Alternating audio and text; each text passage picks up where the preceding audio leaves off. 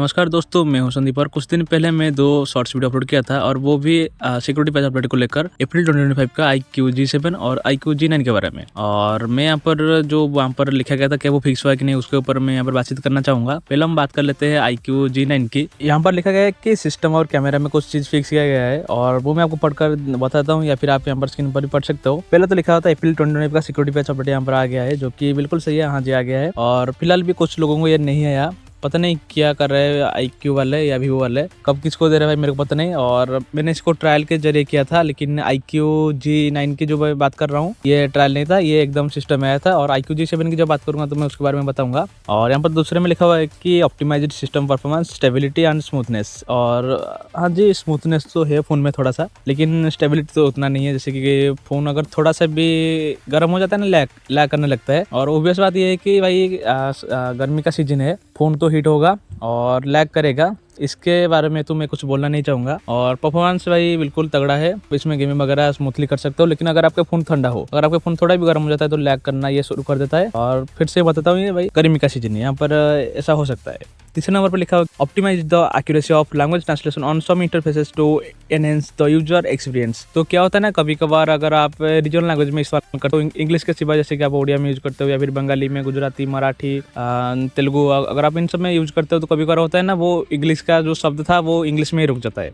क्या होता है ना, जैसे कि हम बात करते हैं एग्जिट की, जैसे कि एग्जिट का मतलब हिंदी में क्या होता है, प्रस्थान होता है। तो फिर वहाँ पर प्रस्थान ना लिखकर वो एग्जिट लिखकर आता है, तो उस चीज़ को उन लोगों ने फिक्स किया है। फिर भी बहुत सारे चीज़ ऐसे है जो कि अभी भी फिक्स नहीं हुआ है। और चौथे नंबर पर लिखा हुआ है कि fix the occasional issue of abnormal brightness when your fingerprint is used to unlock your device. तो जैसे कि पिछले वीडियो में मैंने दिखाया था ना, जिसका लिंक पे आप ऊपर आई बटन में देखकर वो वीडियो को देख सकते हो। और उसमें मैंने दिखाया था कि फिंगरप्रिंट के द्वारा या फिर फेस अनलॉक के द्वारा अगर आप फोन को अनलॉक करते हो तो आपका वो जो वॉलपेपर होता था उसका कलर थोड़ा सा चेंज हो जाता था। जैसे कि थोड़ा सा फेड था लॉक स्क्रीन में, तो लॉक खुलते ही वो कलरफुल हो जाता है। थोड़ा सा आपको ये लिटिल बिट देखने को मिलेगा और उसका प्रीव्यू भी अगर होगा तो मैं वीडियो में यहाँ पर लगा दे रहा हूँ और आप यहाँ से देख लेना जैसे कि कलर चेंज होता है कि नहीं। और पिछले वाले वीडियो से भी मैं क्लिप काट कर यहाँ पर लगा रहा हूँ, जैसे कि आप ये देख लेना। कुछ इस तरह का इशू भी इसमें था जो कि अभी तक फिलहाल फिक्स नहीं हुआ है। और मैंने Vivo वालों को ये ट्विटर पर भी भेजा था, लेकिन उन लोगों ने बोला था कि हम इसको नेक्स्ट अपडेट में फिक्स कर देंगे, लेकिन अभी तक तो फिक्स नहीं हुआ है। कैमरा में लिखा गया है कि optimize the performance and stability of camera functions. तो बिल्कुल भाई कैमरा बहुत ही लैगी है,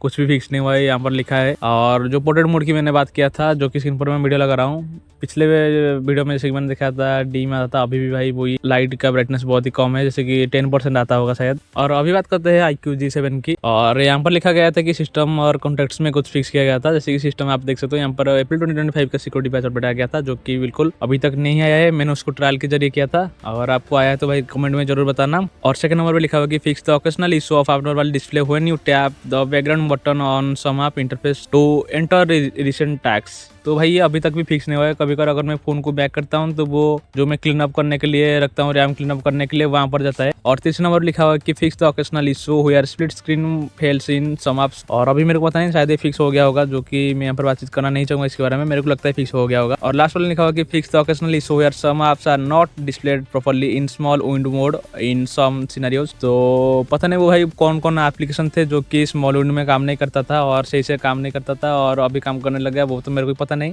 शायद फिक्स हो गया होगा मेरे को लगता है। और कॉन्टैक्ट्स में लिखा हुआ है कि optimize the processing logic and querying and saving contacts to improve function stability. तो फिक्स हुआ है कि नहीं मेरे को पता नहीं। कॉन्टैक्ट एप्लीकेशन में कोई भी ऐसा सच मेजर या फिर माइनर इशू नहीं था, जो कि मैं बार बात करना चाहूँगा। और बात रही फोन डायलर आपकी, भाई वो बहुत ही घटिया है। जैसे कि ओपन करता हूँ तो वहाँ पर स्मार्ट डायल का पॉपअप नहीं, तो वो मैसेज कुछ सेकंड रुक जाता है, फिर डायलर शुरू होता है। मैं स्क्रॉल नहीं कर सकता हूँ सडनली ओपन करते वक्त, सडनली नंबर टाइपिंग नहीं कर सकता हूँ। फिर कुछ लोग बोले कि भाई तेरे को इतना जल्दी क्यों है भाई, वो कम से कम 2-4-5 सेकंड ले जाता है, जो कि मेरे को अच्छा नहीं लगता है। और इसके बारे में भी मैंने उनको भेजा था, ट्विटर पर बातचीत किया था, लेकिन कुछ भी रिस्पॉन्स उनकी तरफ से नहीं आया। वो लोग बोले कि आपका अपडेट सीरियल नंबर 2 मैंने दिया, नेक्स्ट अपडेट में फिक्स करेंगे, फिक्स नहीं हुआ, क्या बताऊँ। और आप Vivo IQ का कौन सा डिवाइस इस्तेमाल करते हो और उनमें अप्रैल 2025 सिक्योरिटी पैच अपडेट आया कि नहीं, वो मेरे को कमेंट में जरूर बताना। और आशा करता हूँ आपको वीडियो अच्छा लगा होगा, समझ में आया होगा। अगर आपको कोई भी डाउट है तो आप नीचे कमेंट में बता सकते हो मेरे को। और वीडियो अच्छा लगे तो लाइक करना, चैनल को सब्सक्राइब करना। और मैं आपसे फिर से मिलूंगा एक नए वीडियो में नए टॉपिक के साथ, तब तक के लिए जय हिंद।